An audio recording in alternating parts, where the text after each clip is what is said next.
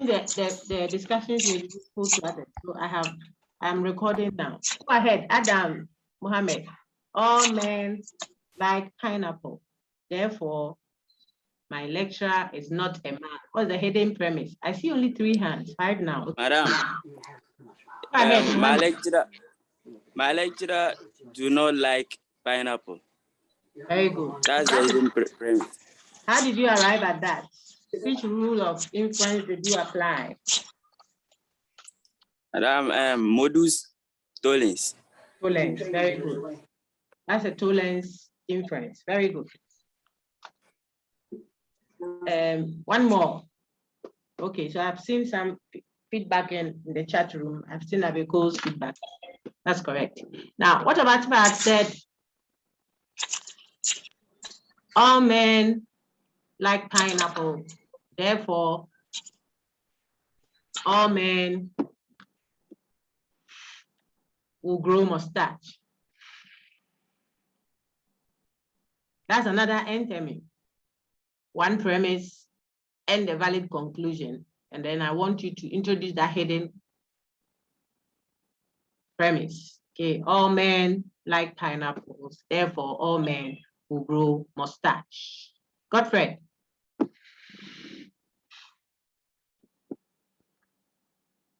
Godfrey, unmute so we can hear you. Godfrey, entry. If you are not ready, Robert Ofoli. Hello. Godfrey, Hello, go ahead. hello, doctor. Go ahead, Please, I'm asking a different question. Which question? You have a question, Godfrey? Yes, please. Okay, so hold on for just a minute. Let me clear the one that I asked, and then we'll come to you. Okay. Okay, So I said all men like pineapples, therefore all men will grow mustache. I want you to introduce the hidden premise and tell me which valid pattern we used so that we can use that to help the student who wanted us to apply the rules. I think it was Joanna. We are trying to answer Joanna's question so that everyone can benefit. Maxwell Sechopia. Go ahead, sir. Doc. This is Robert. Okay, I asked Robert earlier, but because we were not speaking, I think I was talking, so he didn't want to interrupt. Okay, let's hear Robert then. Okay, so all men like pineapple. And then you said I just want you to give us the hidden premise. Just give me the hidden premise. I said all men like pineapple, therefore all men will grow mustache. Give me the hidden premise and tell me which valid pattern it was, okay? All those who eat, all those who like pineapple.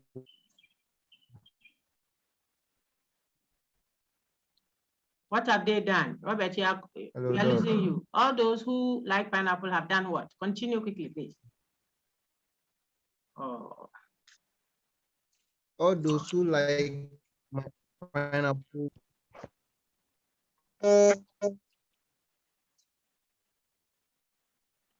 Okay, let's take all those who like pineapple do what? Check your reception, move around a little so that we can hear you. Okay? They grow mustache. Mustache, yeah. All those who like pineapple grow mustache. That will be the hidden premise that will make this my argument valid. Valid by which pattern? Please. So, Robert Ofoli. Hypothetical syllogism. Okay. So, my dear sister, Joanna, these are examples to help you see how the rules can be applied. So far, what I've done with you is using the rules to create entermemes, then asking you to introduce a hidden premise. In all the examples I've given so far. I could also give you the 2 premises and ask you to give a valid conclusion to what I have said so far, and then tell me which rule of inference you applied to arrive at that conclusion. Okay. I could give you an argument that follows a certain pattern and ask you to test for validity without showing your work. That means if you know that it is valid, you don't have to do anything. You just have to tell me that it is valid by so and so. Especially if I say you do not need to show your work. It means that you could read the argument as I've given to you and tell that it is valid because it follows this order, which is already known as a rule of inference. Okay, so those are some of the things I can do. For example, let's do one more. Someone, Jonas, I'll address your question. I didn't see it earlier, so I didn't intentionally skip it. I'll address it, opening and closing. I don't think that at this stage you should be doing that, but it's fine. Don't worry. We'll do it. By now, you should know that already. Because that's week 2. Or yeah, latest, maybe week 3. See, so I meet you twice a week, so you should cover those quickly. Some more examples. If I said he's either at the office or at the market. He's either at the office or at the market. He's in the office now, so he cannot be at the office at the market. Okay, so A or B. A, so I want to conclude not B. Then I ask you, is this valid? Identify the rule of inference that makes this valid, if valid. I read it again. He's either in class, did I say that? He's either at the office or the market. So office or market. Then the next premise says she's in the office. So I want to conclude she's not at the market. Valid or not valid? And by which rule of inference, if valid? This is a typical exam question. I saw Emmanuel Diaz hand first. Let me take him, then I'll go to Beatrice. Emmanuel, go ahead. Emmanuel Diaz, Viable Assistant Rep. Go ahead. Madam, this is valid. By which rule of inference? Madam, disjunctive syllogism. You. I've not said anything, I say you. Does anybody have an alternative answer? Beatrice, I saw your hand up. Madam, please, it's not valid because the fact that you are saying the antecedent is not negated. There's no antecedent in this. The fact that the person is not in the bank doesn't mean the person is not at the market. Hey. You, Mate, thank you.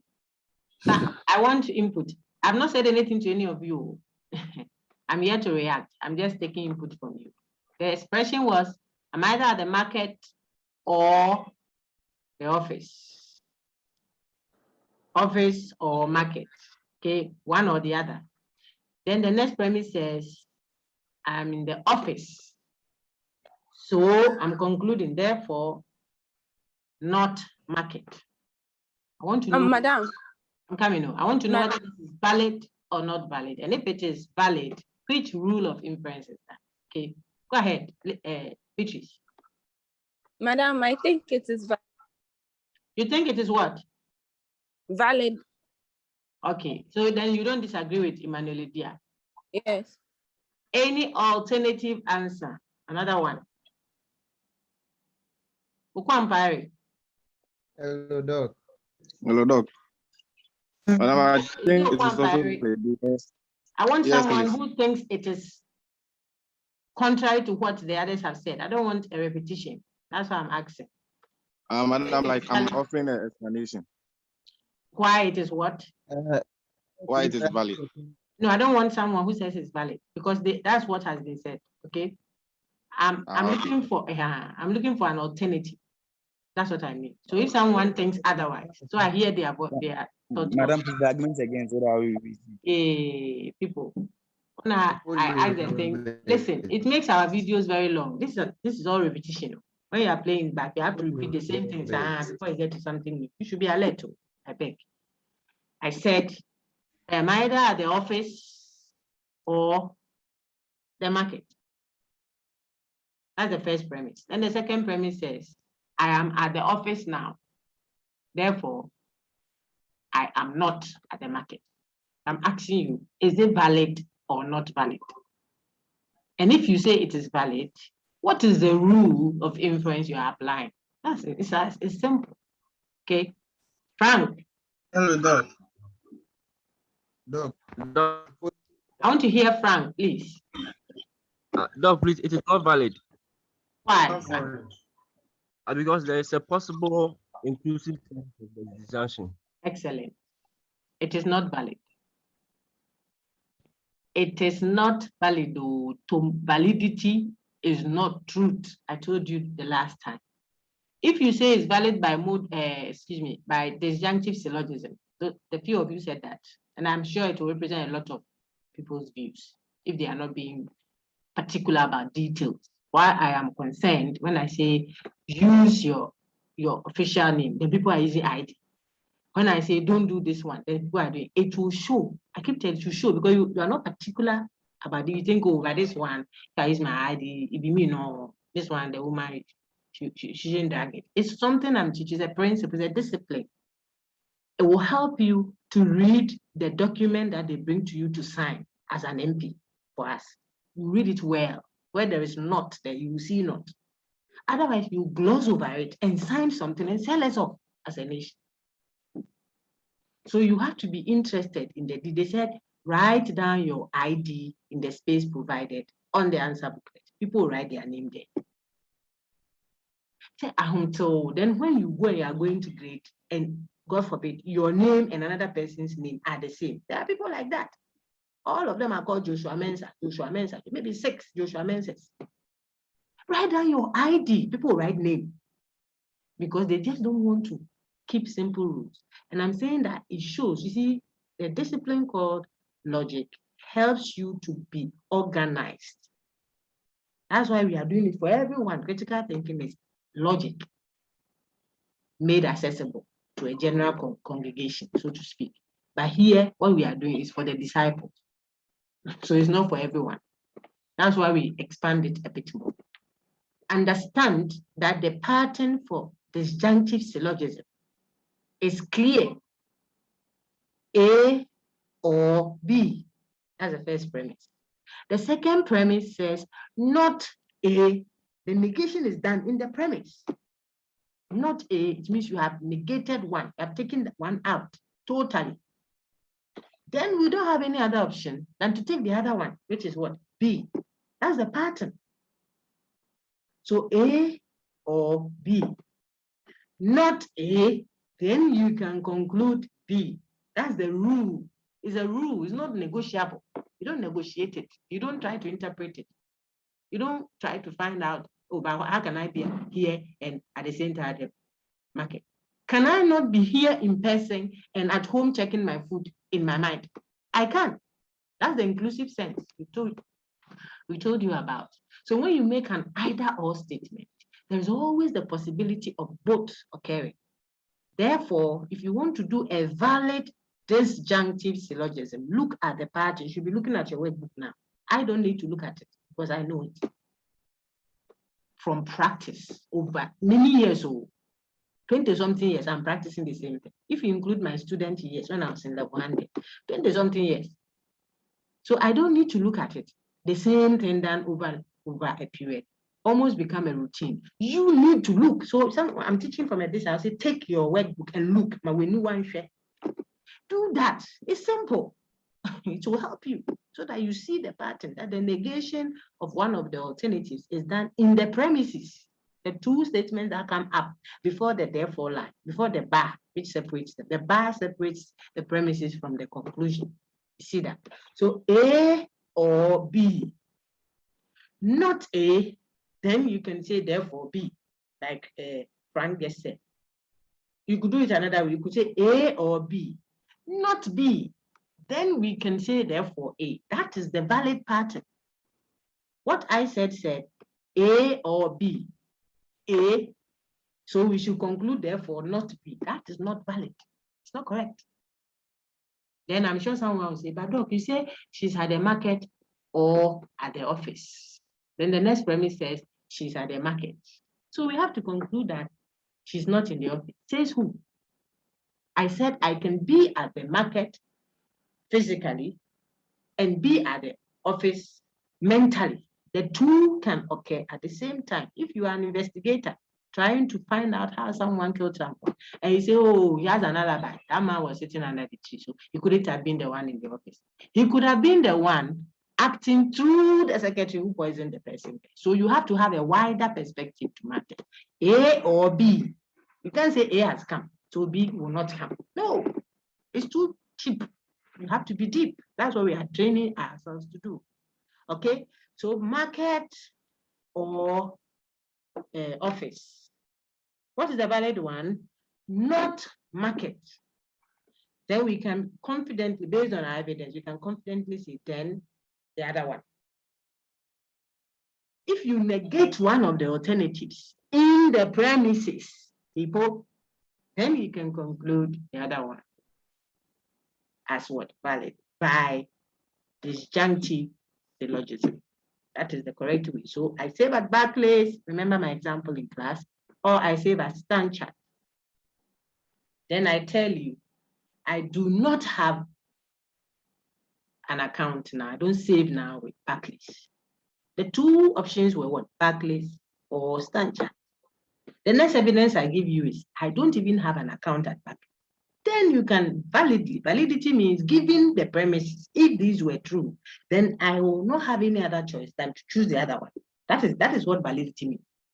It's not saying it is actually true, because you can't tell, are you God? No. But if these were true, these two premises, alternatives were given, and then you tell me that the other premise is that one of them can't happen, you have negated one, so it has to be the other. That's the valid part, okay? It would be wrong to say Barclays or Stanchart. Your next premise then says Barclays, I have an account with Barclays. So you want to conclude that then I can't have an account at Stanchart. Why do you want to say that? I could have both. So if you went into my Barclays account and the stolen money wasn't found, don't say, oh, she didn't steal it. Let's go and look somewhere. She could have another account to put it. That's disjunctive syllogism. All right, now let me take Godfrey's question if he hasn't forgotten. Godfrey, ask your question now. Okay, madam. Doctor, thank you. And please, I wanted to know conditional statements. Please, when it starts with no, I was told that you will negate the consequence. Please, I want to know if that's the correct one. For example, no man is stingy. Yeah, but we have engaged that. Were you in class when we did that, or you came in a bit late? Did you join? I didn't get it. Okay, so now you get it, isn't it? When I say, give me your example, like, know what is stingy? No man is stingy. Yeah, so when you, that's a conditional statement. It is a statement that says, if Godfrey is a man, then he is not stingy. Because I said no man is stingy. No man. Any X that is a man is not stingy. No man is stingy. You see that? So we wanted to plot on the Venn diagram what we're practicing last. It means you have a set of men and you will have a set of what? Stingy people.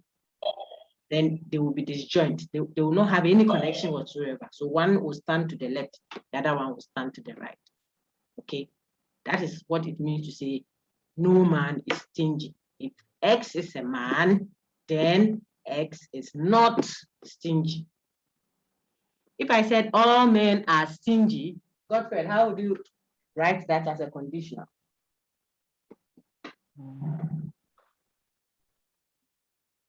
All men are stingy, Godfrey. How would you write that as a conditional statement?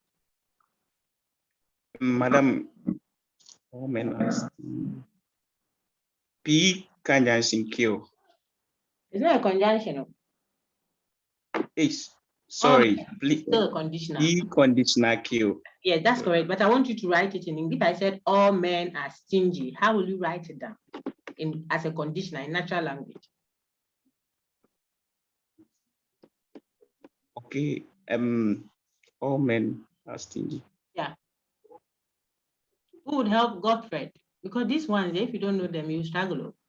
They are lecture 2. So let's get help quickly for Godfrey. All men are stingy using a natural language. How will you open it out as a condition? Let me look for another hands. I'm coming. Yeah, Paulina Ponsewa, help a brother. Madam, please, all men are stingy. If Godfred is a man, then Godfred is stingy. Exactly. Godfred, you see that. So this one, if Godfred is a man, then Godfred is stingy. There is no negation anywhere. It was a universal affirmative statement. All men are stingy.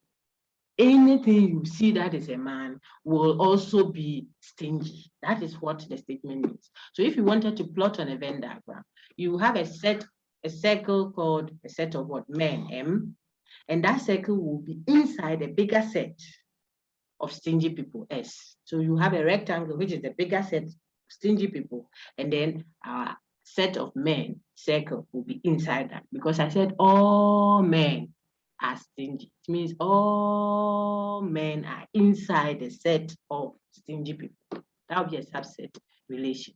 If I say no man is stingy, I'm saying if Godfred is a man, then he's not stingy. So the two sets will be separate. They won't have any connection.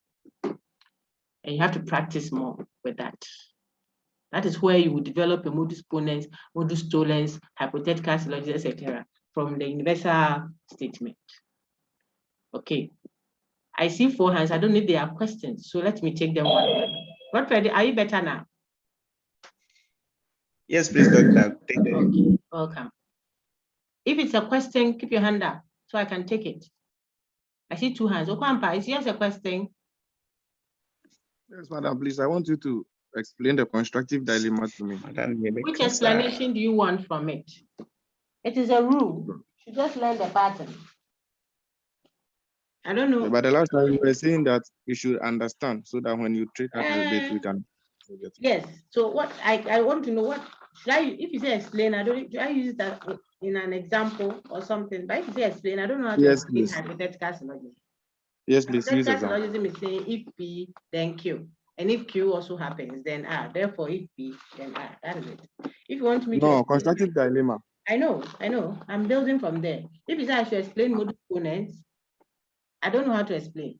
But if you want the rule called modus ponens, it says that if you have P, then Q, where these are variables, okay? They are individual atomic formulas. So if P happens, then Q will follow. That's modus ponens. Now P has happened. So we should expect that Q will follow. That's what the rule says. It's not an explanation. Okay. Constructive dilemma. I have my book with me. Take yours. Everyone take yours and look at it. It says that if I have P conditional Q to bracket or conjunction R conditional S, these are 4 separate atomic statements. I take it again. P conditional Q conjoined to what? R conditional S, 2 separate conditionals, to the left and to the right. If I have that as my first premise, and my second premise says P or R. Now P here will be the antecedent of the first conditional up there. Look at it very well. And R is the antecedent of the second conditional up there. Look at it. Now they are being put together with a disjunction. So I have P conditional Q to bracket or conjunction R conditional S, another bracket. Then the next premise now tells me P or R. If I have that, those 2 premises, then I can conclude, therefore, that the consequence, see the Q or S. That's what constructive dilemma says. They are conjoined in the first premise. So if I took their antecedents and put them together with a disjunction as my second premise, then I can conclude the consequence together with a disjunction. That's constructive dilemma. Maybe that will help you do the true and poor. So P conditional Q into bracket, conjunction, another set, T, R conditional S. That's the first premise, very long. It's just a conjunction who has both of its conjuncts also being what? Conditionals. Now the second premise for constructive dilemma will take the antecedents of those 2 disjuncts. So P here, R there, and use a disjunction to put them together, an alternative, P or R. If we have these two premises, then we will be obliged to conclude the consequence of those two conjunctions. See that? Put them together with conjunction. So I can give an example. If I study, then I'll pass. Yet, who is talking? Please pause for me. Let people listen. If I study, then I'll pass. And if you will travel, and if you will travel, then you must have a passport. Okay. These are 4 different atomic formulas. I take it again. If you study, then you will pass. And if you have to travel, then you have to have a passport. That's the first premise. The second premise, I will either study or travel. Then it means I must pass or have a passport, something like that. Okay, so it's a constructive dilemma. You want to keep the pattern rather, and then apply it to content when you see one. Maybe we should try one on our own. I'll give you my own variable. So everyone work and give me an answer. If R, then T for tema. That's my first conjunct. If R, then T. Conjunction. If W, then B for boy. Now develop a constructive dilemma valid argument from this first premise. Should I repeat it? Yes, please. That if R, then T. T for tema. So if R, then T into bracket. Or conjunction. If W, then B. B for boy. Also into bracket. Now develop constructive dilemma valid argument for me. When you are done, keep your hand up. Let's go to the second premise first. So all those who have finished writing down a second premise, put up your hand. I want you to answer. Very good. Keep your hand up. Very good. Very good. When you finish with your second premise and your conclusion, put up your hand. Let me see. I see Stephanie. I see Emmanuel Dre. I see Benis, Barbara Ite. I see Ahoto promise. Sorry. Courage. Tagbo. Kwampa. Eric. I'm taking note. I said, if you finish, put your hand up. I see Christabel. You know what I'm doing with the names I'm mentioning? You. Christabel. Yeah, you're also done. I see Stephanie Adolfo. Keep your hand up when you finish. Julius Owusu is done. Solomon Ade. Good. Priscilla Ampofu. Well done. Betty Yabua. Keep shooting your hands up. I want a certain number, then I'll stop. Edward Aule. Well done. Keep your hand up. Okay. Gevas, I always pronounce your name wrongly. Cynthia Bofo. You're all done. Okay. I want 20. Eric Wekunto, so good.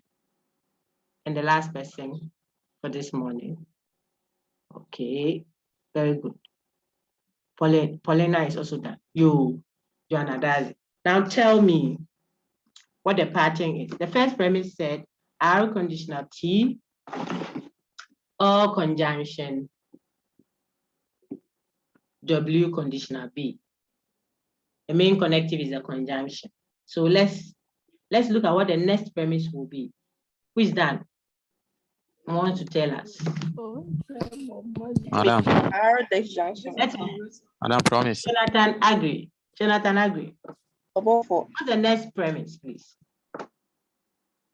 After R conditional T conjunction W conditional B by constructive dilemma, what is the next premise?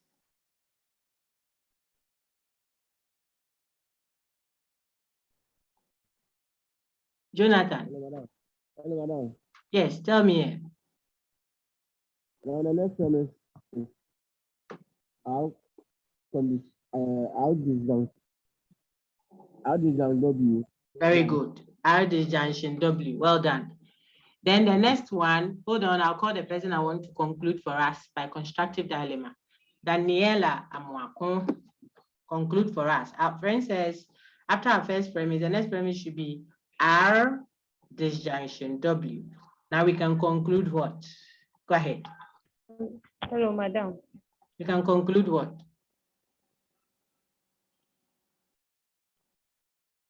Daniela, our conclusion.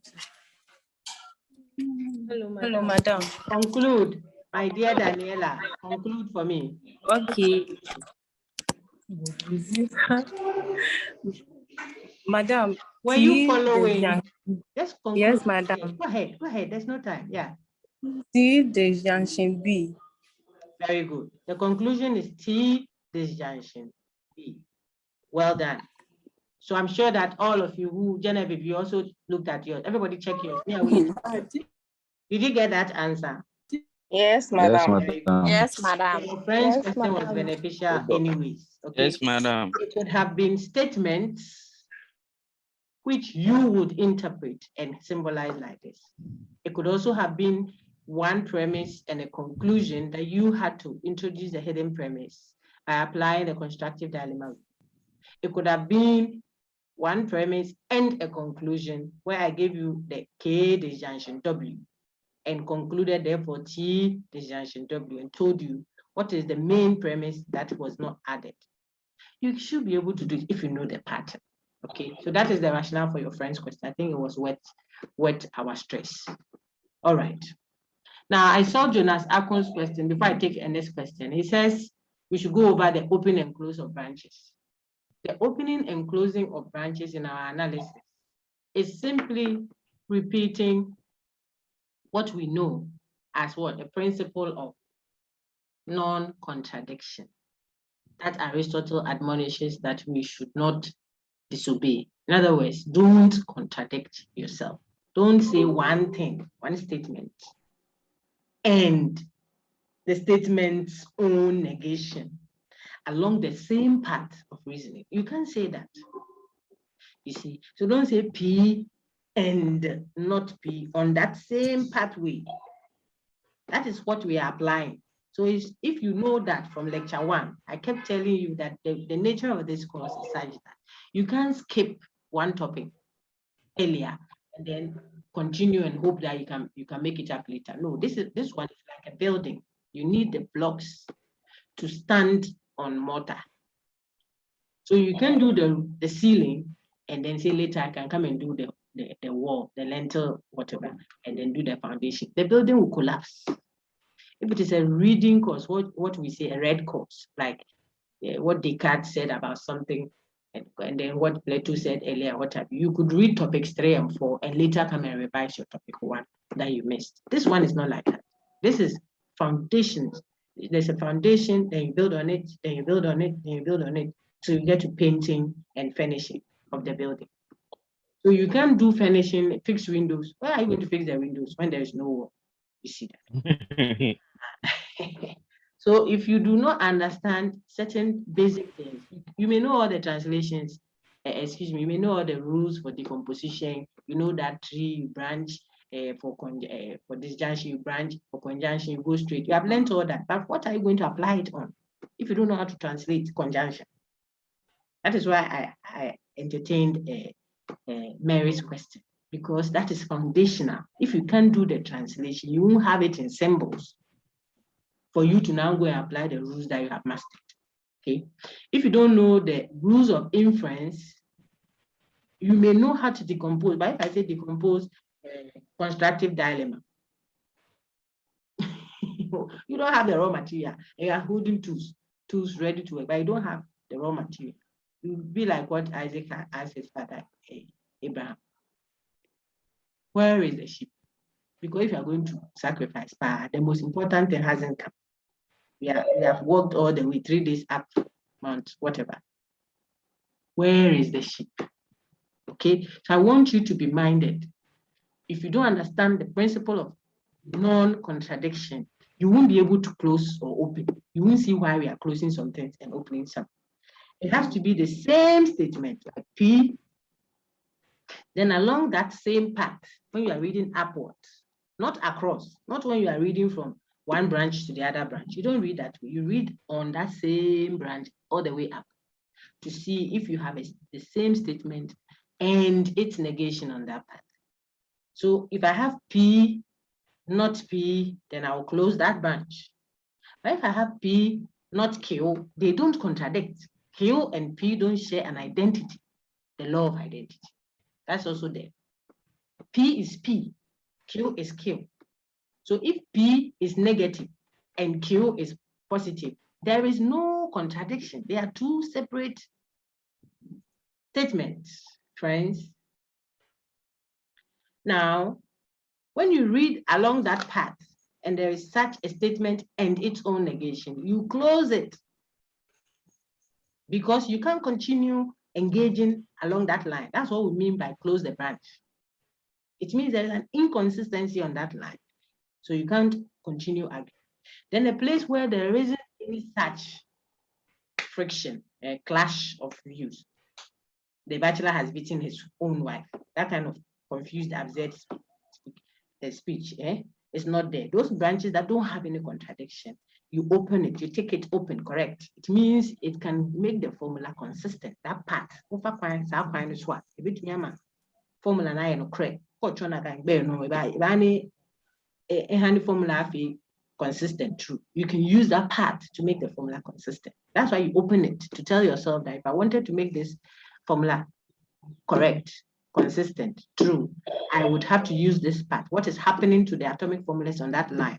Okay, Q is true here. True means there's no negation on it. Then P is false. Okay, so if I made P true and Q false, and then it will make the formula true. That's how you read. Now, sometimes when you decompose, like let's say everybody decompose on your worksheet, P conditional Q. Do it. I've told you about rules and what they do to your life. Do it. You don't need to be supervised. Just do it. Okay, so now if you decompose P conditional Q, will you branch or go straight, please?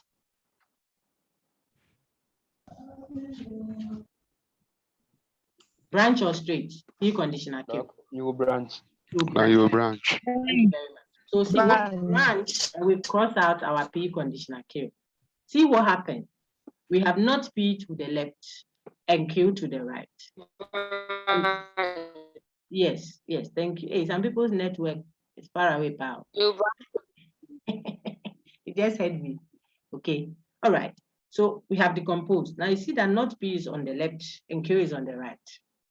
If I want to read, Jonas, I want you to listen now. If I want to read, I have only not P on the left branch. It doesn't even have any other statement up there for me to compare it with. There isn't even a contending statement. I said only one thing. So you don't have any work to do. You just open it. Because I said only one thing, not P. Okay, it makes our work even easier. When you come to the right side too, we have only Q there. It doesn't have a counterpart on that part upwards. So it also opens. There is no friction there. So both opens. This is a consistent formula. Okay. Now if we wanted to test for type of consistency on the tree, then now that it is consistent, we will come and rewrite our P conditional Q again, put into bracket, everything into bracket, and do what? And negate. Who has finished that one too? Test for type of consistency of our P conditional Q. We now know it's consistent. So we go further, negate the whole formula, and test for the type. Will it go, with the negation of P conditional Q, go branch or straight? Madam, straight. Very straight. Good. Very good. Those who do not know this statement, whatever, go to your workbook, the one I gave you, not your own version. If you are going to do something else, I won't be able to help you. Okay, but if you're looking at the workbook that you got from me, look at page 26. That's the number there. You see the rules there. The first half up there are the positives. P conjunction Q, P disjunction Q, P conditional Q, and P biconditional Q. Then the second half, you see they are negations of those compounds. So they are not the positives, they are the negatives. So you see negated conjunction that has been decomposed. Now it is branching out. You see negated disjunction, that is decomposed. Instead of normal disjunction branching, look at the top disjunction. The normal one branches. The negation of it doesn't branch, goes straight, and both are negated. See those ones. So we are now doing negated conditional. And that will be the last but one to your left, I think, in your book. Negated. See what is happening there. What's the rule for decomposing a negated conditional? Instead of branching, you don't branch, you go straight. Then you don't touch your antecedent. Maintain the antecedent as it. We are doing negation. To maintain the antecedent as it was given to you. That means if originally it was negative, bring it as it was given to you. That is also disturbing some of you. Come for your IA feedback, you see. Maintain it.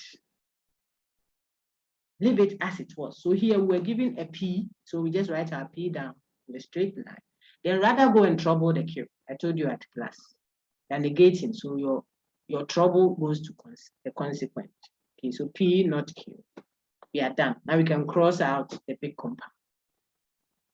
Yeah, we want to read now. Jonas Akon say, we have P sitting on top of not Q. If we want to read, that's the only pathway we have. Will the path open or close, and why? Jonas.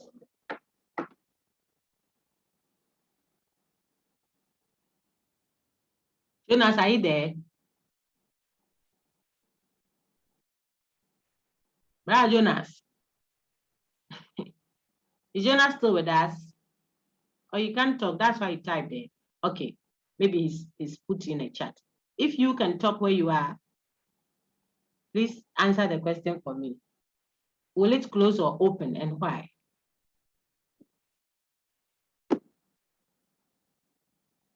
Let me take Austin. Austin, go ahead.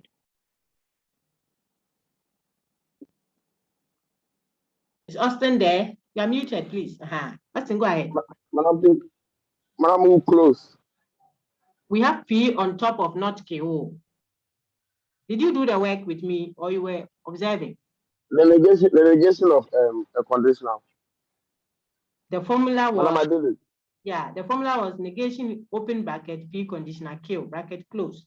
When we decompose it, we will have P on top, then under P will be not Q. And I'm asking you now, we want to read. Should we open or close, and why? Oh.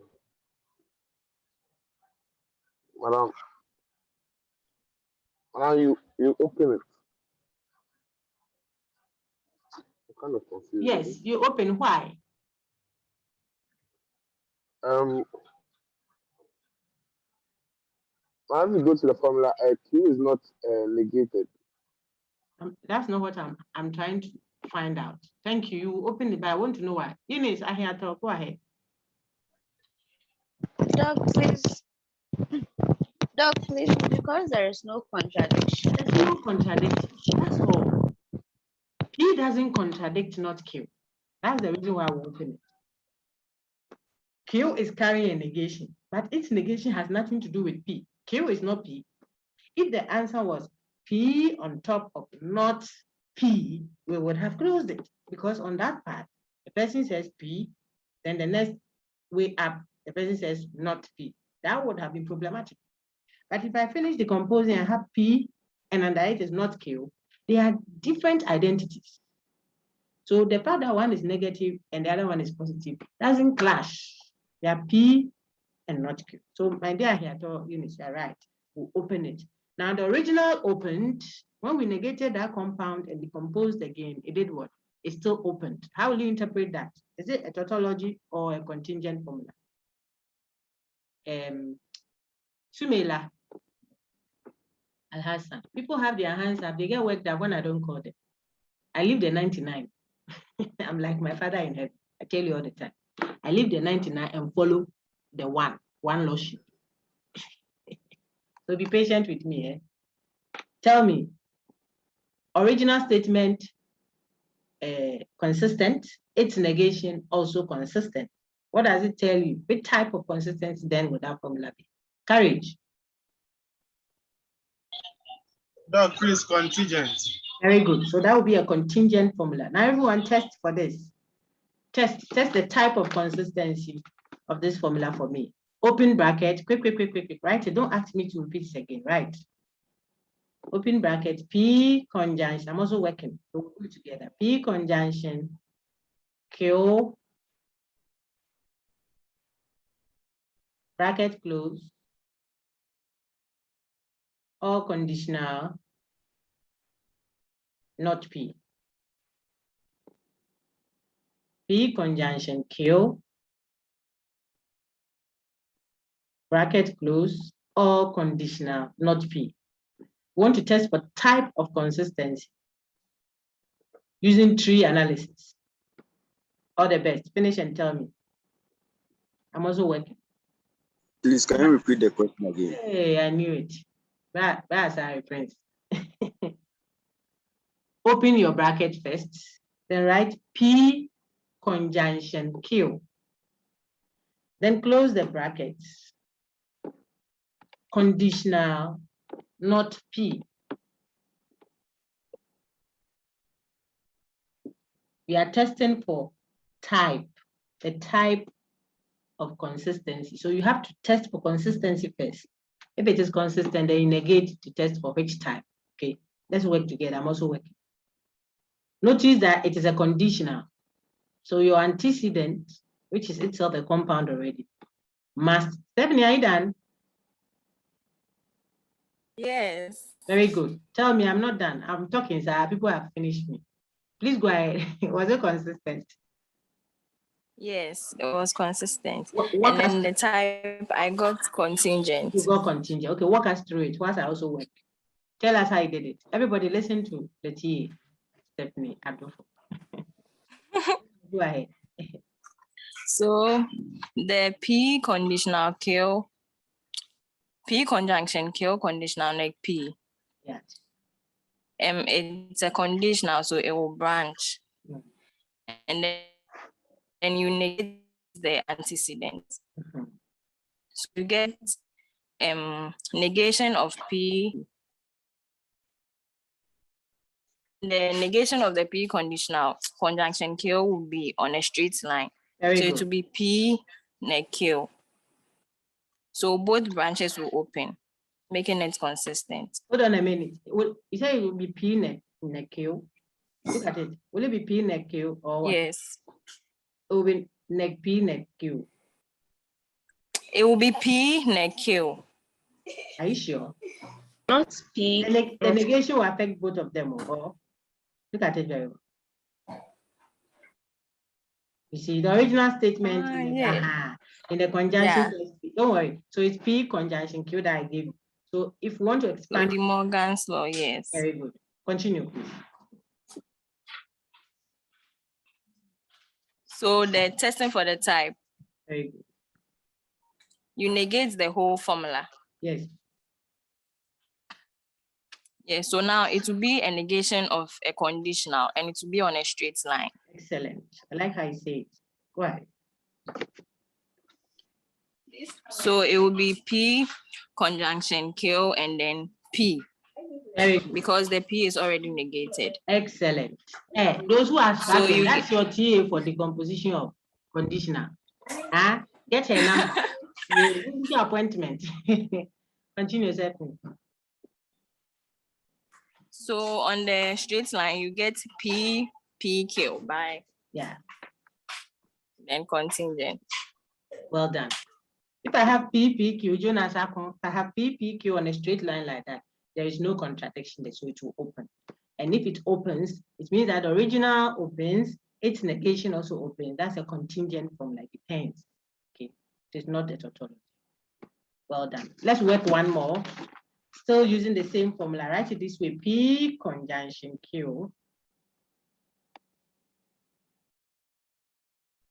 All conditional P. This time make it all conditional P. Carrie, is there a question? Your hand is up. I repeat it. So we are doing the same formula, but we are changing the consequent, which was initially not P. We want to change it to P. Please practice. I don't need to be there watching you and ensuring that this is university. Okay, your practicing is for you, it's not for me. So you may even sleep or be watching football or something as I suppose I'm telling Bella. I don't have a problem with that at all. It is your responsibility. Okay, so practice it, it will help you. Okay, P conjunction Q into bracket or conditional P. Let's see how it turns out this time.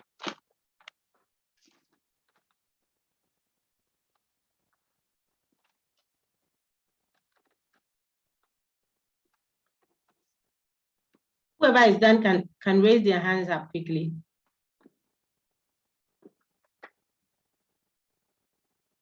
Hey, Stephanie's hand is up again. Do I have a okay? Niawule, go ahead. Was it consistent? Ni, you're muted. Was it consistent?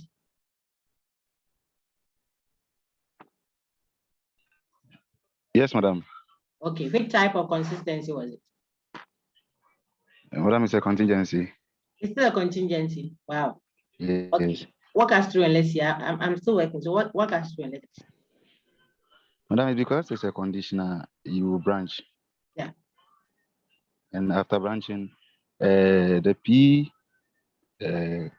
conjunction Q or in brackets will be on the left.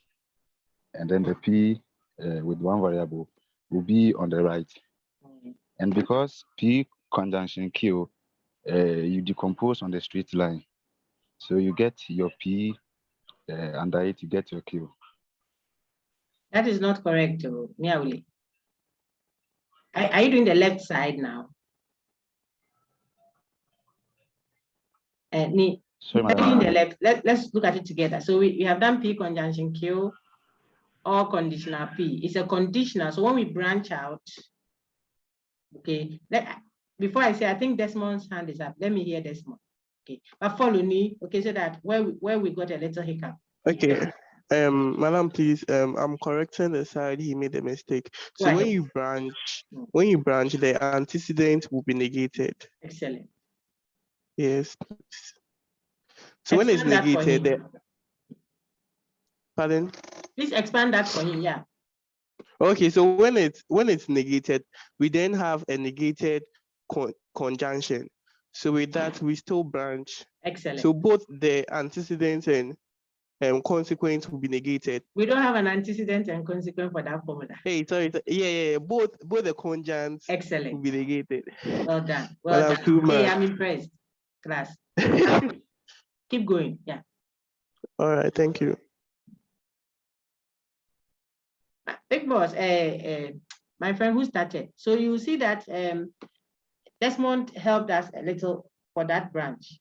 It will still be a negated conjunction. We'll apply De Morgan. It will mean we'll expand.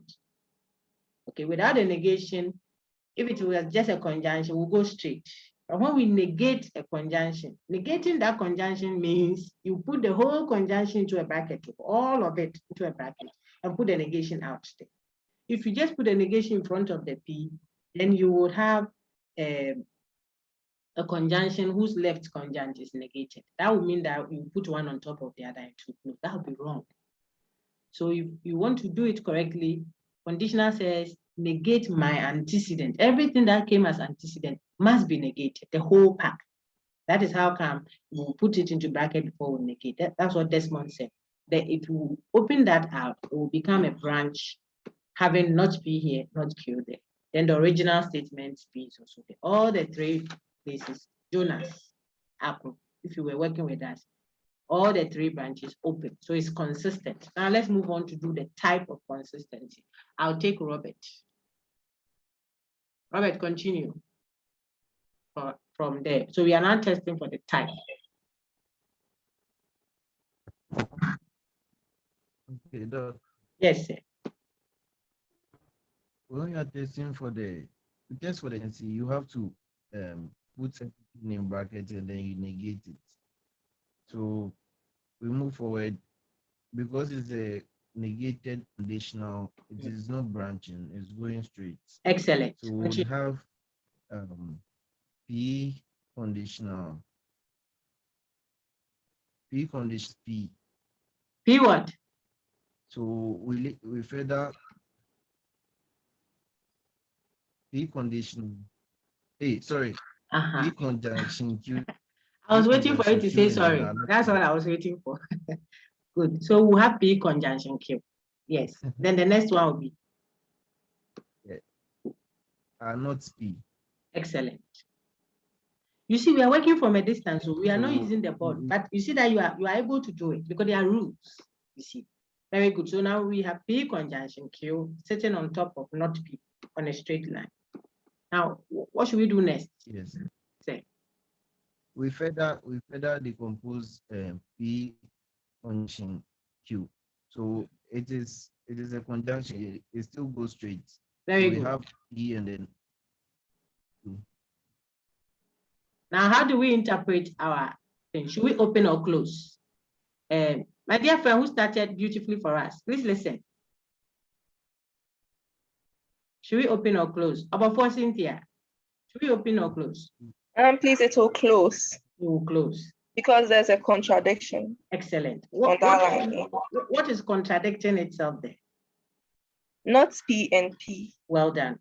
So now that we have closed the only part we have to make the formula consistent, how would we now interpret our original formula that was given, that we are testing for typo? Is it contingent or tautologous, and why? Stephanie.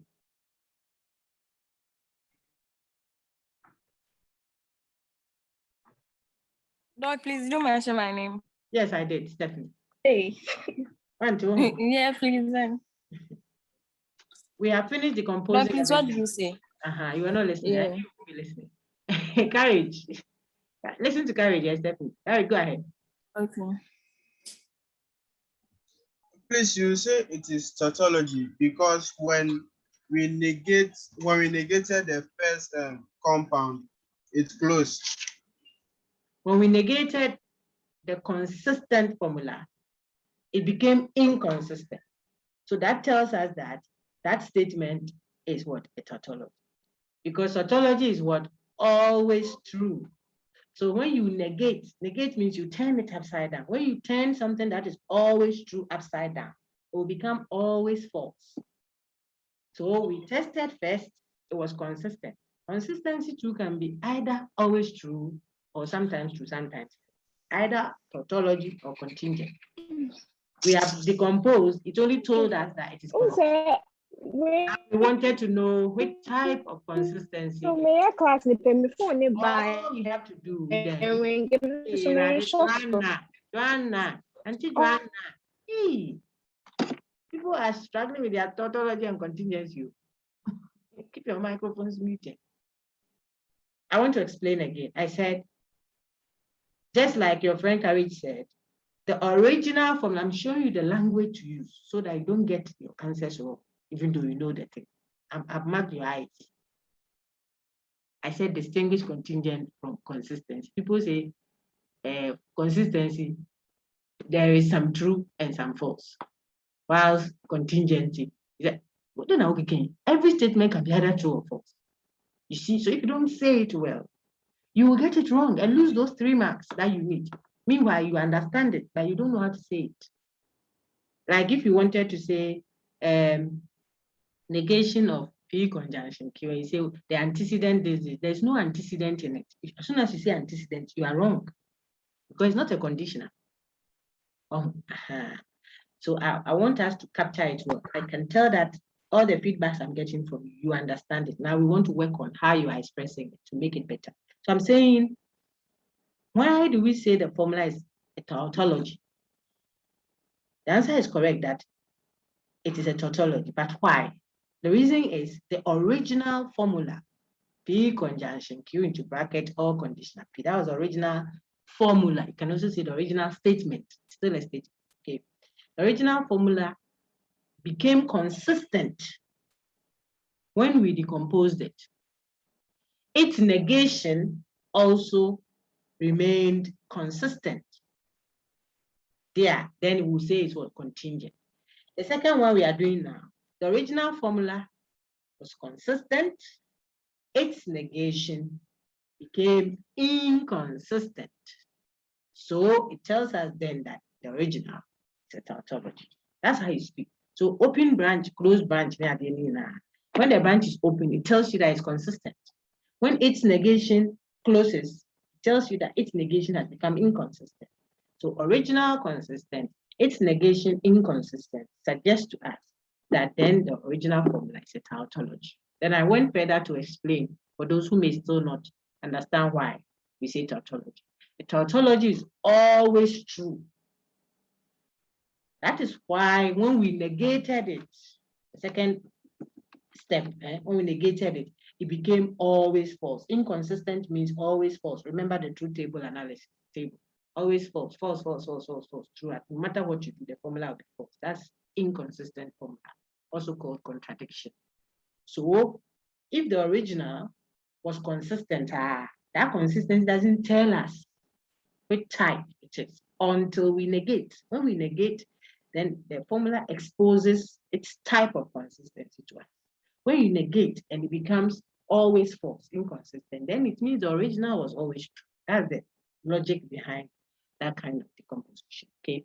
And I think that that explanation will help someone. I see 2 hands up. If they are not questions, then I'll go back to my chat. Someone said, Doc, please, is it always, that's my assistant rep, is it always that we deny the first premise alone when dealing with disjunctive syllogism? No, I repeated that several times. Maybe you asked before I did that, okay? So P or Q, not P, therefore Q. That is valid. Or P or Q, not Q, therefore P. That is also valid. Disjunctive syllogism, okay? Right. It is so because disjunction, conjunction, biconditional are all commutative. They can shift positions, okay? 3 plus 2 is the same as 2 plus 3. Remember, 2 times 3 is the same as 3 times 2, okay? So multiplication, addition are commutative. But 3 minus 2 is not the same as 2 minus 3.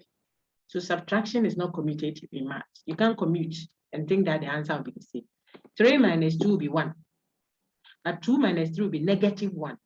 They are not the same. Division is not commutative. 4 divided by 2 is not the same as 2 divided by 4. So if you translate that same understanding to your logical rules, whose name is on the screen now? Write your full name. Thank you, Trey. Quickly, Trey, change it to Tracy Abrokwa. Class. Okay, so I was saying that commutation applies on what? The rule called conjunction. So if I have P conjunction Q, it can be the same as Q conjunction P. We have gone through that. One of the rules of equivalence is what I'm explaining. But if I have P conditional Q, I cannot say it is the same as Q conditional P. A conditional doesn't commute. Take note, because a conditional has an antecedent and a consequent. Their positions are not interchangeable. The HOD is not the same as, pardon me, apologies, the cleaner. They don't have the same position in the department, okay? I don't know the example to help you see. So one is one must come before the other can happen for a conditional. Therefore, you can't exchange their positions when you are decomposing. But for a disjunction, you can. So P or Q doesn't mean anything different when you say the other way around. P or Q is the same as Q or P. So if you branch it out, you can put one here and the other one there. The meaning won't change. You can do that with the conditional. Biconditional, the same. What P biconditional Q is the same as Q biconditional P. The meaning doesn't change. Okay. The same way. What's the other one? Disjunction, same. Conjunction, same. Okay. All right. So you should take note of those. That is for the friend who asked earlier. Someone says validity is not true. Yes. All men with must try. Okay, we're answering some of my questions. Very good, Julius. Validity is not true. Tell me the valid conclusion to this argument. I want a valid inference to this argument. Men are not bullies. Men are not bullies.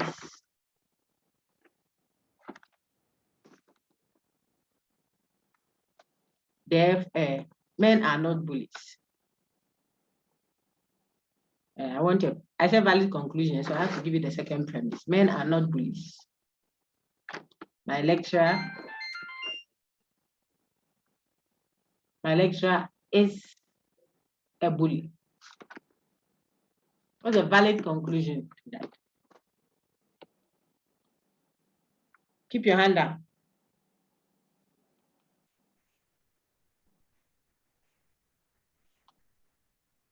That's finished. Only one hand. Hey, Antajo and Co. Mohammed, Adam. Go ahead. I want a valid conclusion to these two sets of premises. Men are not bullies. My lecturer is a bully. So, what conclusion can you do? The same people. Mohammed, Adam, go ahead, please.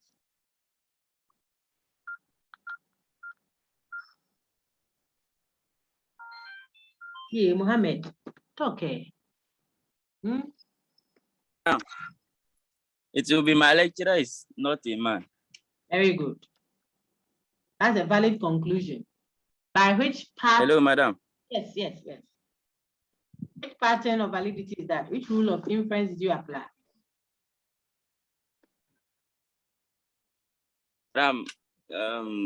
Modus ponens. You see that all those questions, I bring them to you. Is that modus what? Modus ponens. My brother, is it Peter or Timothy? I can't hear you well. Modus Peter or modus Timothy? Ponens, modus ponens, madam. I said Peter or Timothy. I don't know what I meant. Is it P or T? Peter or Timothy? Modus Peter or modus Timothy? I want it to be clear because we are recording. Okay, let me ask Stephanie. Stephanie, what one is that? Men are not bullies. My lecturer is a bully, so my lecturer is not a man. What pattern is that? Madam, actually, I'm not getting any rule for that one. So what should be the valid conclusion? The conclusion I had was my lecturer is not a man. Yes, but when I try doing maybe let's say P conditional kill, so therefore not P. We'll get there, okay? Okay. Man, then not bully. A. Yeah, there. You are not getting any pattern for it.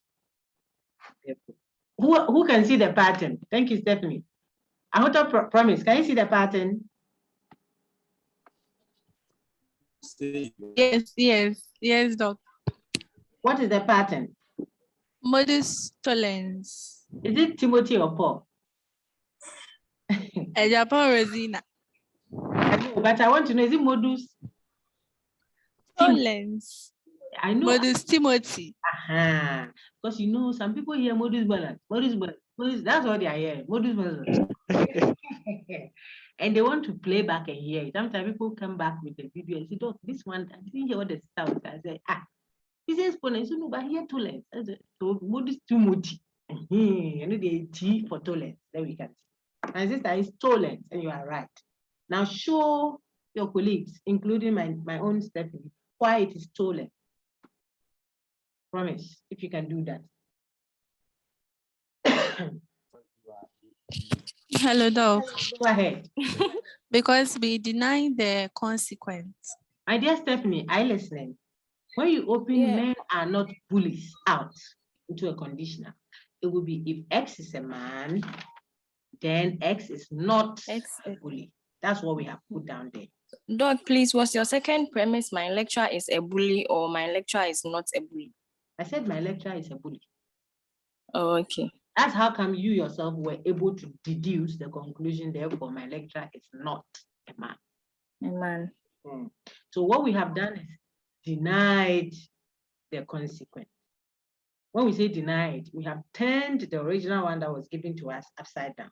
So we're originally given if man, then not bully. The next premise given to us says X is a bully. It means we have negated not bully and turned it to what? A bully. Nege. Your TAs can bear witness that some are struggling with negation of a negation. When you have two negations, double negation rule of equivalence is one of the rules of equivalence. It says cross out the two negations and keep the thing as positive. If I say it is not true that today is not Friday, I'm just saying today is Friday. That's all I'm saying with my long talk. It is not the case that women are so and so. I'm just saying that women are so and so. I finished. Because of the double negation, they cross out. So take note and practice more so you don't get caught up in that trap, because it can affect your decomposition. So if man, then not bully. The next premise says bully. It means I have negated the negation of bully. And now it's bully. If it's bully, then the next pattern will be a negation of the antecedent. And that is what we do. That is modus tollens. Let's practice one more, unless there's a question. I'm looking at your questions in the chat room. Those that are there, that's what is helping me guide your revision. Okay. Thank you, Bridget. I've seen it.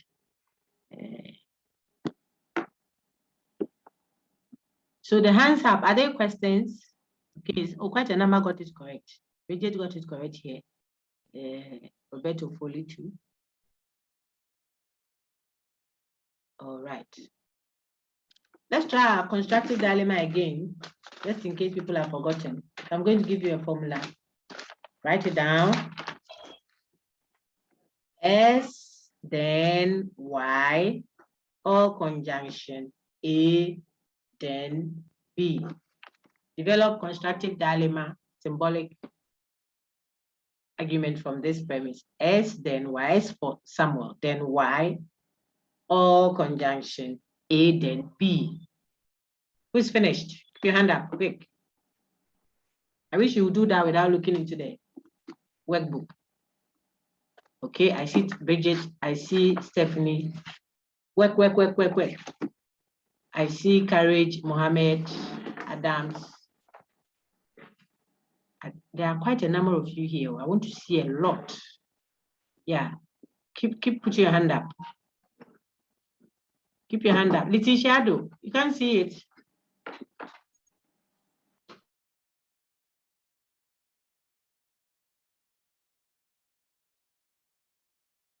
Okay, now I want a response. Let me take Baba Solomon. Baba, give me a response. The formula was S, then Y, or conjunction A, then B. What will be the next premise? Go ahead, Steph. Excuse me, Bridget. Bridget, go ahead. Bridget Tete. Madam, S disjunctive A over Y disjunctive B. Except that, well done. The over is therefore. Okay, read it as therefore. It's a conclusion. Okay, therefore. Yeah, therefore. Therefore, Y disjunctive B. Very good. Well done. That's constructive dilemma. You see that is not difficult. Yes. It's a pattern. So if people observe the pattern, you can do it easy. Let's see, there's another rule that I can help you memorize. I'm going to your rule book so we can end very well. Absorption. I think apart from constructive dilemma and absorption, all the rest should be accessible to you now. So you can do modus ponens, modus tollens, hypothetical syllogism, disjunctive syllogism, addition. Addition, your friend gave us the rule in class the last time. Keep her face in mind, you always remember. If you have P, you can conclude P or Q. Let's practice with addition. What valid conclusion can you draw if I gave you the formula, the statement was, she is a friend by the rule of addition. She is a friend. By the rule of addition, what conclusion can you draw? Anybody in natural language, not in symbolic form. She's a friend. Look at the rule of addition and construct a valid conclusion to the statement, she's a friend, by the rule of inference called addition. I see only 3 hands, I'm waiting. She's a friend. What valid conclusion can you draw? Ukwamba. Oh, now there are 6. Oh, I didn't see them. Go on. Kwampa. Miss Baba Solomon, today I've been quiet too. Mohammed Sani Aisha, NK Samuel, Nanekia. What is Nanekia? Go ahead, Kwampa. Say. She's a friend. Which valid conclusion can you draw? Okay, Emmanuel Edia, go ahead.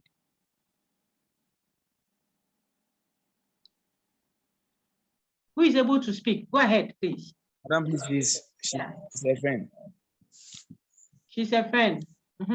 Yes, she is either a friend or not. So she's a friend. Therefore, no. Look at the pattern for addition very well. Addition says if you have P, you can conclude what? P or Q. Yes. Please Madam, look. Madam. When I say look, just look. Let your eyes look. I'm trying to show you something. Okay. So I think it was Bridget that said that, or Stephanie. Stephanie, it says if you have P, then you can say therefore P or Q. So I just gave you a P.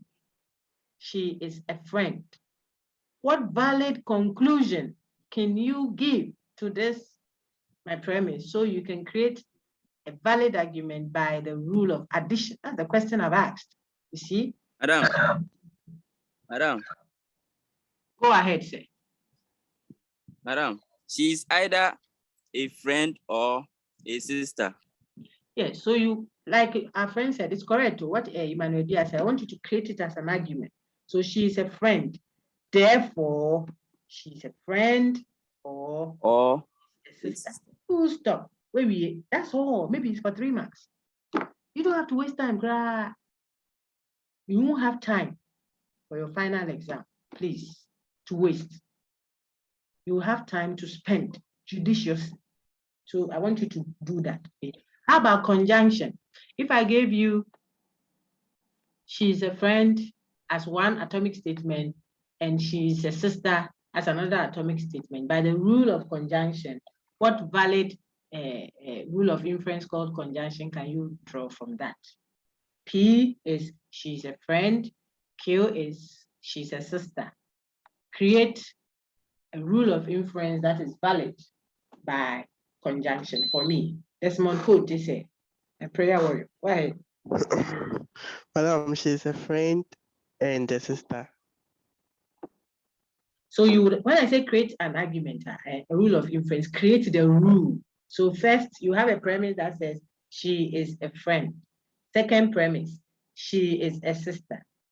Therefore, you see that? Therefore, she. Okay. Therefore, she's a friend and a sister. And she is a sister. Write them as 2 complete formulas because I'll grade it. All right.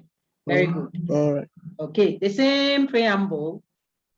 Someone else, Bridget, maybe create valid rule of inference that you can call simplification. Given the 2 preambles I gave you, P is she's a friend, Q is she's a sister. By the rule of inference called simplification, create an argument for me. Madam, therefore, she is a sister. You have to, it has to be an argument. What is your premise? Okay. She is a friend and a sister. Therefore, she is a sister. Sister is not a complete formula. I'll poke you, sir. My sister. I trying to complete. So go ahead. Yeah. She is a friend and a sister. She is a sister. A sister is not a complete statement. Do you see that? Did you see that? So I want you to create 2 complete statements because that's what I'm marking. Okay. So say it again. Say it again. Hey. And no one else, you are doing it. Don't worry. Go ahead. She is. Go ahead. Don't get confused. I just want them to be complete. I don't want sentence fragments. That's all. So say it. So I shouldn't say the sister again. Say it as a complete statement. If you say a sister is not true or false. I can't say true or false to a sister. You see that? Yes. So write the thing in as a complete statement. Go on. She is my friend and my sister. Therefore, she's. You have the answer. I'm just helping you write it well, so I don't take 2 marks. 1 mark have from you. Okay, let me take. Thank you, Bridget. Let me take Robert. I'll help. Okay, so Desmond is here to help again. Our Captain Planet. Desmond. For. Oh, no. Madam. Desmond. Yeah. Please hold on. Robert will beat me up. Robert, go ahead. Oh, dog. Go ahead, Robert. Go ahead, sir, Robert. She's a friend and she's a sister. Or she's a friend and therefore a friend. Right. Okay. So you completed it for Bridget. Bridget, this is what I was asking for she.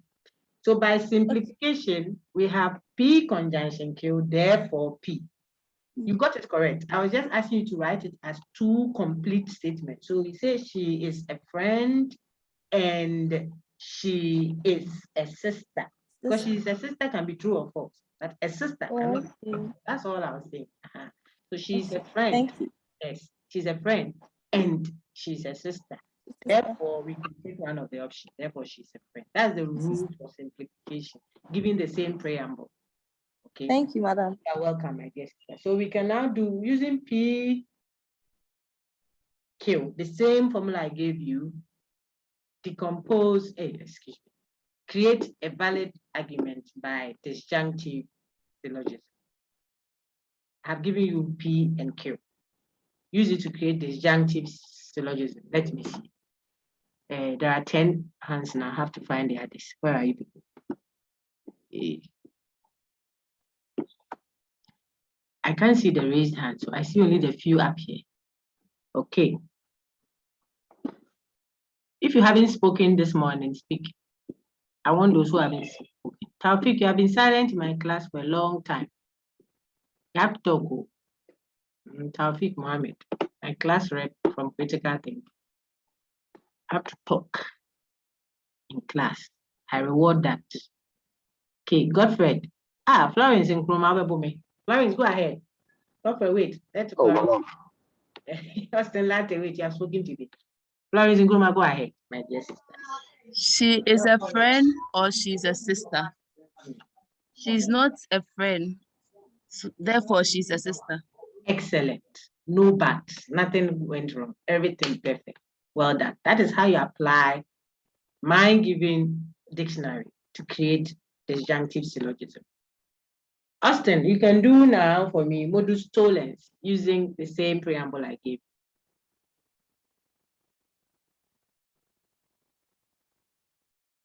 Austin, Madam. Go ahead. Just use which one? Modus Timothy. Go ahead. Let me work it to answer, I believe. I should give you a little time. Okay, then please work it and come again. You need to hear to tolerance with our P and Q.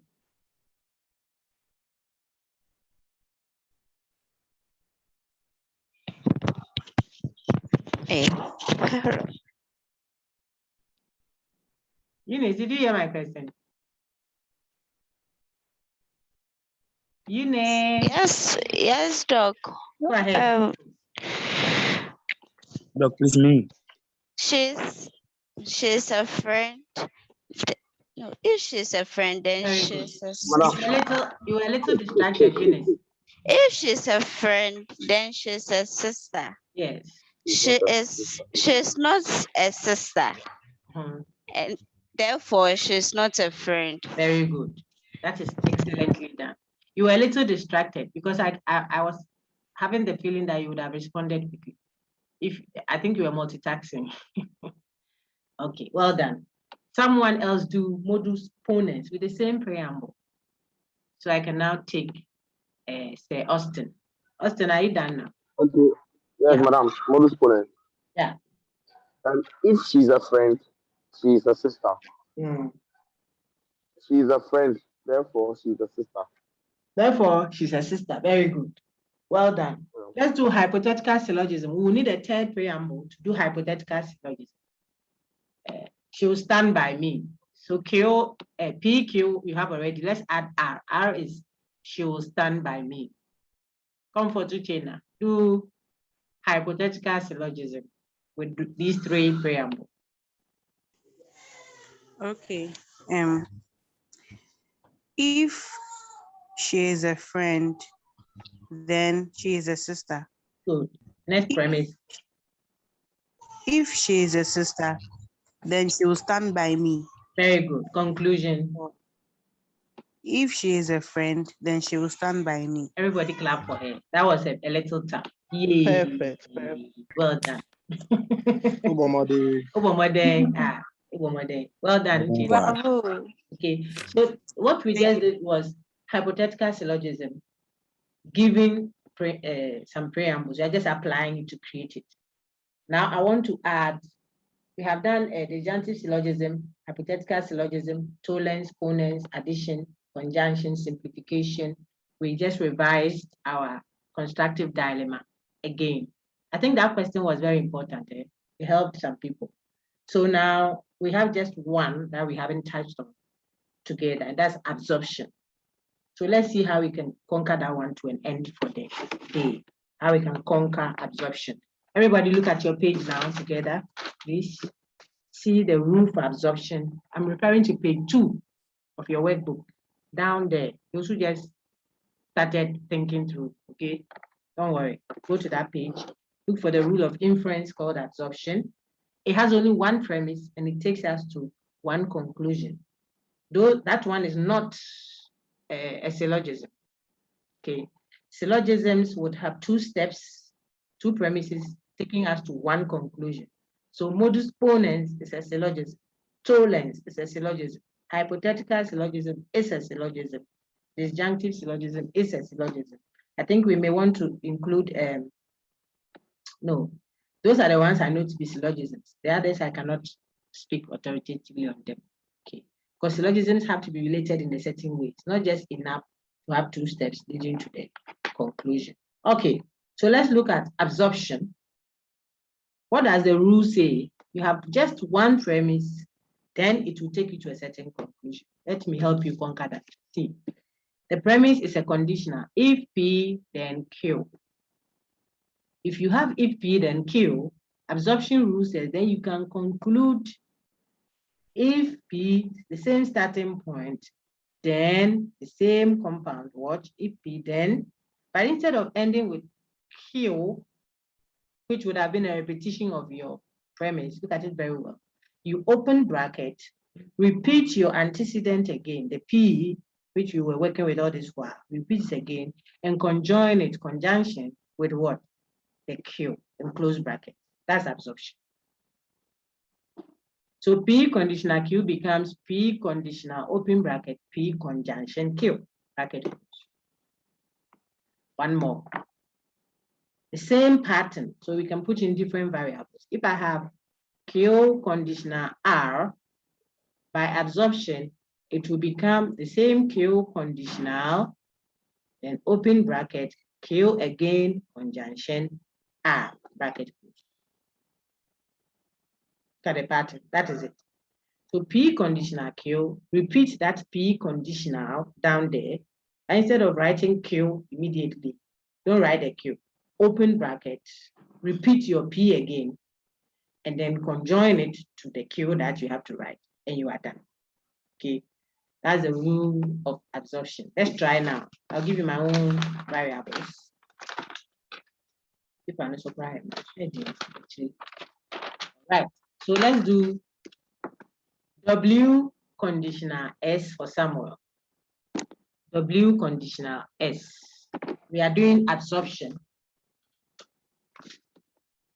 It will become, therefore, we do it together, W conditional, then you open bracket, you repeat the W again, but conjunction, now what? S. That's it, that's absorption. Let's do another one. Let's do T for Tema, T for Timothy, conditional, P for Peter.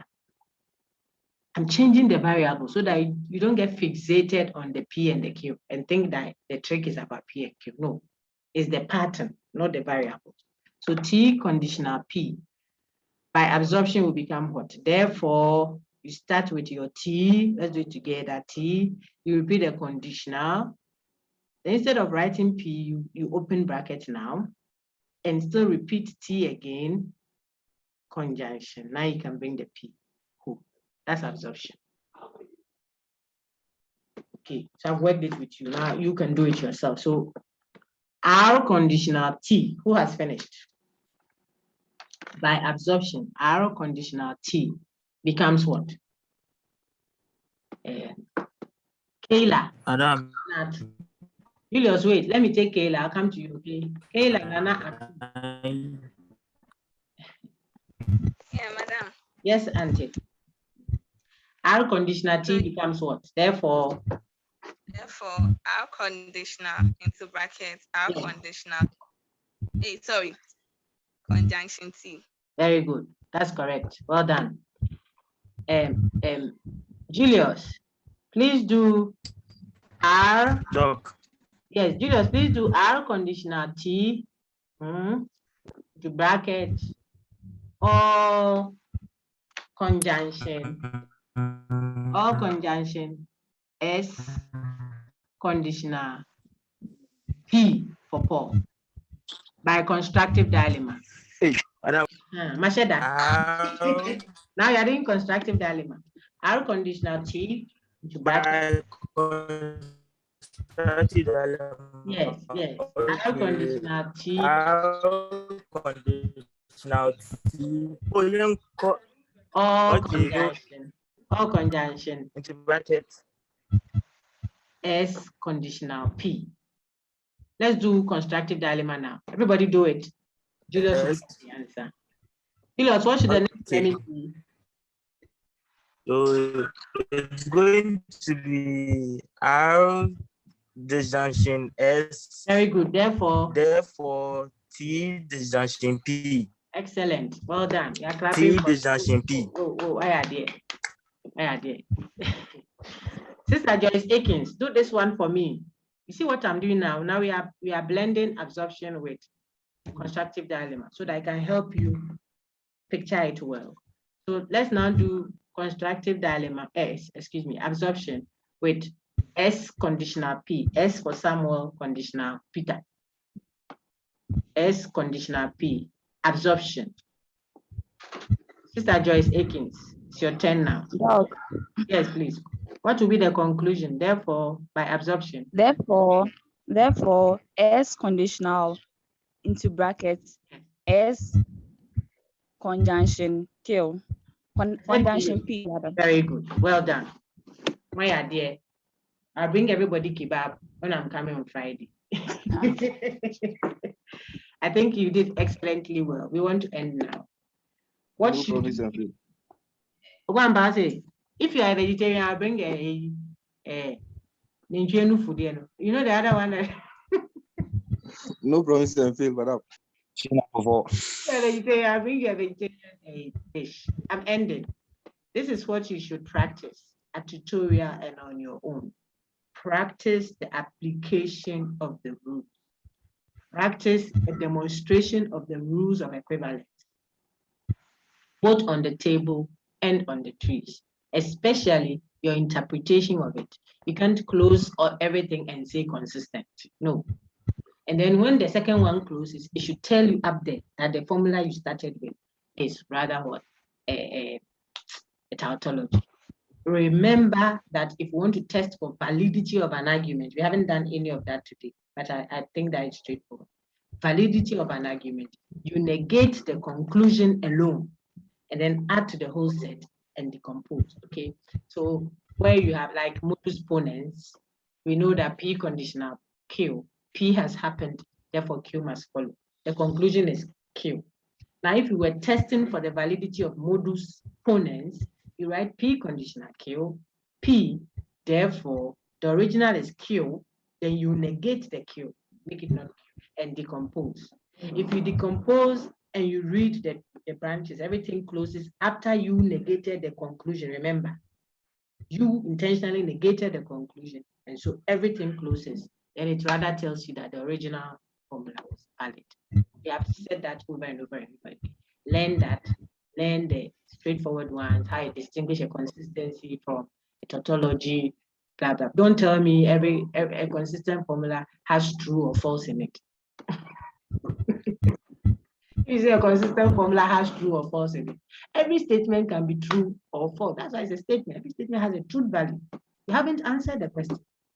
Say that on the tree, a formula is consistent when there is at least one possible way of making it true. At least means it can be several, where it will create a tautology pool. Okay, but at least one possible way of making the formula true. That's consistency. When is it contingent? When after decomposition, the outcomes are some true, some false. You are speaking contingency. Tautology, after decomposition on the tree, every possible outcome is true. Every. Oh, because that's hard, and it means you know that. So know that one. The rules of thought, exclusive sense, inclusive sense, plotting on the Venn diagram. We've done all of that in this our short time together, reminding ourselves again of them so that you can get a perfect 50/50 to add to your 48 or something and get 98. Any questions? I see hands up. If there are questions, then you can ask. If they are just reactions, they are done. Put your hands down so I can get a question if there are any. Thank you. Are there questions? Okay, so the hands just went down. Are there questions? Okay. Okay. Mohammed, do you have a question? Come for Tuche now, Austin. Okay. See two hands still. Okay. Comfort, please, is there a question? Okay, I don't think it's a question. So we will meet, God willing. We'll meet, God willing, on Thursday in person. We still have a slot this evening. Let me know if you want to keep it. I'll be available to respond to your queries. If you inform your class rep, you will let me know. If not, then you can engage the content. I hope to upload our discussion this morning on the channel for you. I wish you all very well in your preparations. Take a lot of rest, drink a lot of water, give yourself a happy, make yourself a happy soul, okay? And you will do fine. Have a wonderful day. All the best. Thank you. Thank you.